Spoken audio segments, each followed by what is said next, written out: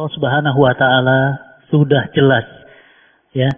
Ya ayyuhallazina amanu ittaqullah wa zaru ma baqiya minar riba in kuntum mu'minin.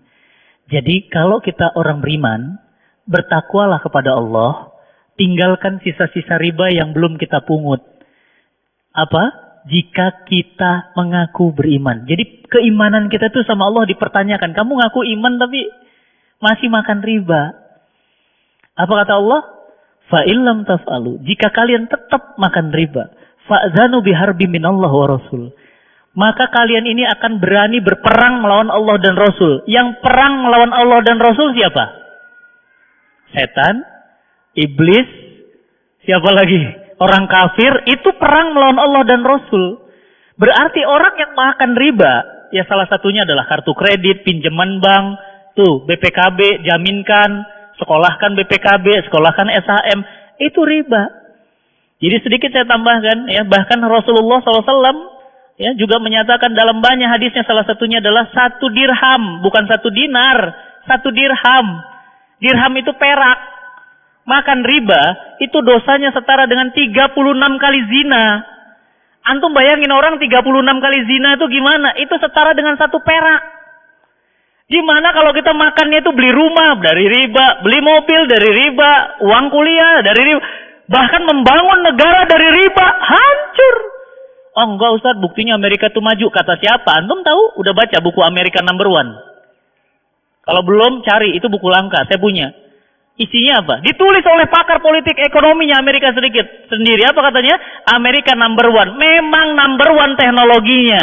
Memang Number One militernya. Tapi Number One juga hutang luar negeri terbesar di dunia. Nomor 1 Amerika. Hutang dalam negeri. Dia berhutang kepada rakyatnya sendiri. Nomor 1 di dunia. Memang Number One. Udah pernah lihat kemarin Amerika Great Depression. Sampai New York itu, ya, waktu Obama sampai bayar uang gaji pegawai negeri aja nggak ada. Itu kenapa? Ya riba. London pernah tahu sampai London itu banyak pengangguran? Bayangin loh, London loh. Itu kenapa? Itu riba. Riba itu tidak bisa berdiri kecuali seperti orang kerasukan setan. Kalau dalam bahasa ekonomi itu kurvanya itu wajrok gitu. Ya, nggak akan pernah stabil. Ya, nanti kapan-kapan ya insyaallah kita akan sama-sama nanti mungkin dengan ustadz-ustadz yang lain kita dapat penjelasan tentang riba. Sedikit saya menambahkan. Ya, jadi betul, jangan main-main urusan rizki, Allah jamin. Jangan main-main, gak usah ragu. Tadi kalau Ustaz Roni punya cerita, saya juga sama bu, ibu-ibu. Suaminya meninggal. Datang ke saya. Nangis Ustaz. Dia bilang apa? Ustaz, kiamat saya Ustaz. Kiamat. Kenapa kiamat?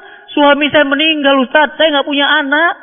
Udahlah gak ada anak, gak ada suami. Selama ini seluruh kehidupan kami yang bisa mewah begini, ini kan ada suami. Saya bilang, ibu sudah punya Tuhan baru.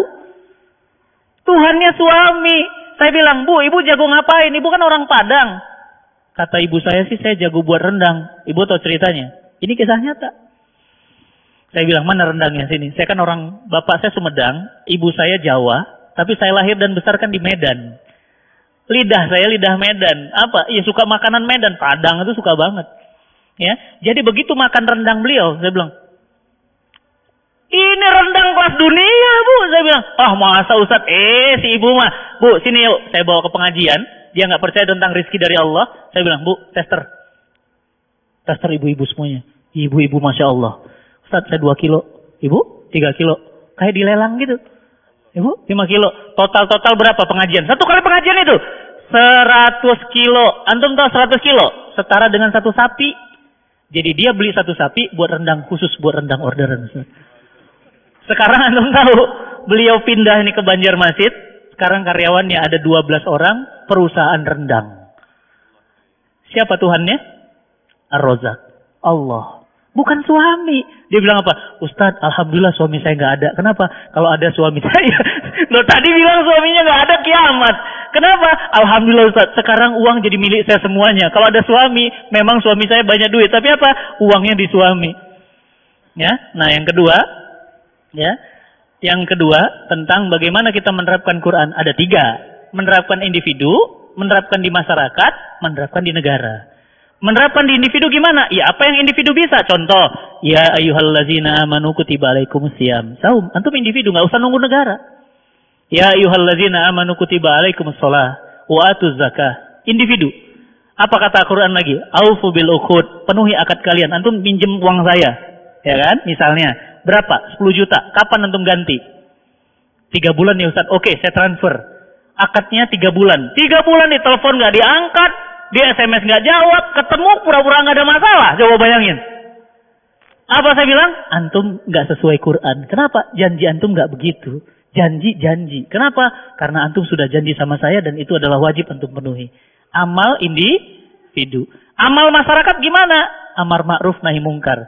Ngelihat kemungkaran, ngelihat kerusakan, ingatkan. Bentuknya apa? Bisa organisasi dakwah.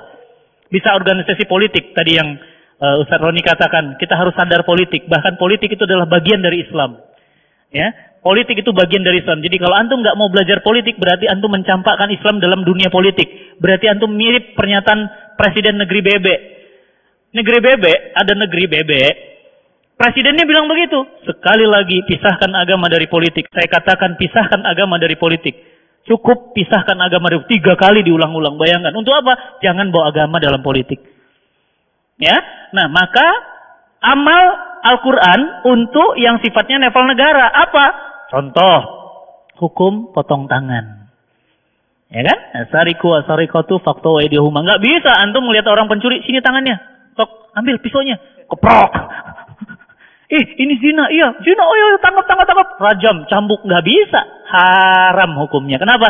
Antum nggak berhak. Siapa yang berhak? Ulil amri. Siapa ulil amri itu? Penguasa. Apalagi misalnya riba. Riba itu nggak bisa antum beresin individu. Tangkap sini ada jual BPKB, sewa BPKB segala macam. Nggak bisa. Siapa yang berhak yang bisa? Regulator. Siapa regulator? Bank Indonesia. Siapa Bank Indonesia? Negara. Berarti apa? Negara yang bisa memberlakukan pemberhentian riba dalam urusan ekonomi makro. Nah jadi kalau tadi ditanya bagaimana Ustadz step-stepnya, ya tergantung dalam kapasitas apa. Individu ya individu.